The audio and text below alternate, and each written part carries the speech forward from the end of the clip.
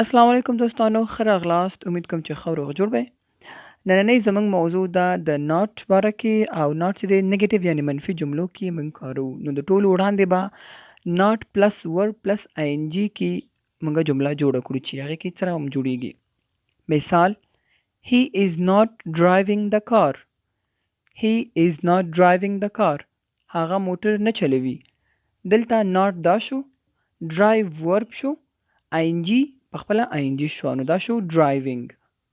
بل مثال: Ali and Sarah are not studying.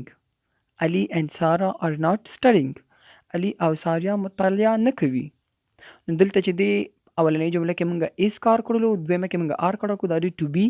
نو که غواړئ چې په ټو بي باندې ښه پوه شئ نو تاسو کولی شئ زموږ دا بله ویډیو وګورئ چې په واضح ډول باندې پرې پوه شئ. بل مثال: They are not going to school. They are not going to school.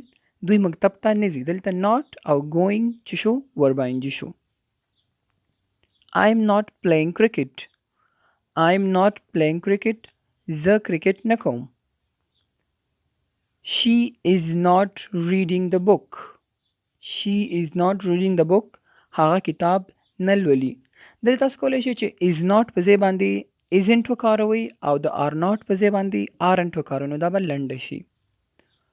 بل مثال: We are not watching TV. We are not watching TV. مونږ تلویزیون نه ګورو. نو دلته چې دی ورب آی ان جي یعنی واچ او آی ان جي ولګېده نو واچنګ شو. نو دا د ناٹ پلس ورب پلس آی ان جي کې جملې جوړول. اوس راځئ چې زو د ناٹ پلس ناون یعنی اسم سره جمله څنګه جوړیږي. مثال: Ahmad is not a driver. Ahmad is not driver. احمد ډرایور نه دی. دلته چې دی ډرایور چې دی اسم نوم کې راځي نو دا شو not plus noun. They are not students. They are not students. دا شاګردان نه دي. He is not chef. He is not chef. هغه اشپز نه دی. Hanya is not doctor. Hanya is not doctor. Hanya doctor نه ده. I am not mechanic.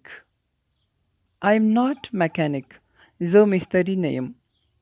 نو دا د not plus noun سره جملې جوړول. دلته تاسو هم کولی شئ چې د is not په ځای isn't وکاروئ او د are not په ځای باندې aren't وکاروئ. نو دا د نن ورځې درس. تاسو کولی شئ چې نورې جملې پکې هم جوړې کړئ is not کې یا are not کې، او یا ورب آی ان جي ورسره ولګوئ یا ناون ورسره ولګوئ. نو تاسو ته به ډېر اسانه کوشش وکړئ چې نوې جملې پکې جوړه کړئ او لاندې کمنټ کې موږ ته ولیکئ.